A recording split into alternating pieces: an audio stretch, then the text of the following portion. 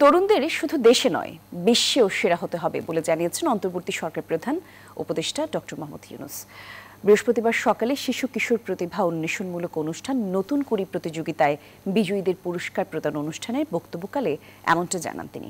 উপদেষ্টা বলেন, শিশু কিশোরদের প্রতিভা বিকাশের নাটকের প্রতিযোগিতা, গল্প লেখার প্রতিযোগিতা, ফ্যাশন ডিজাইন, খাবার তৈরি এমন নানা প্রতিযোগিতায় আয়োজন করা যেতে পারে।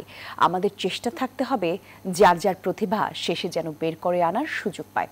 ডক্টর ইউনূস বলেন, বাংলাদেশের তরুণ তরুণীরাই বহু দীর্ঘ পথ যাওয়ার জন্য প্রস্তুত। আমি মনে করি যে এটা বিভিন্ন ক্ষেত্রে ছড়িয়ে দেওয়া, এটা মন্ত্রণালয় যেভাবে এটা করছে সে মন্ত্রণালয় একইভাবে অন্যান্য জিনিসকেও উৎসাহিত করতে পারে। প্যারালালি এটা আসলো চললো। ফ্যাশন ডিজাইন মেয়েদের জন্য, ছেলেদের জন্য হতে পারে। ফ্যাশন ডিজাইন আমি পছন্দ করি এটা করতে, সে প্রতিযোগিতা নেব। খাবার তৈরি প্রতিযোগিতা হোক, ছেলেরা হোক মেয়েরা হোক, যে যেভাবে করতে পারে। বহু রকমের বিষয় আছে, এরাও এনজয় করবে। যে আমি ভালো গায়ক না হতে পারি, কিন্তু আমি ভালো বিজ্ঞানী তো হতে পারি, আমি ভালো ব্যবসায়ী তো হতে পারি।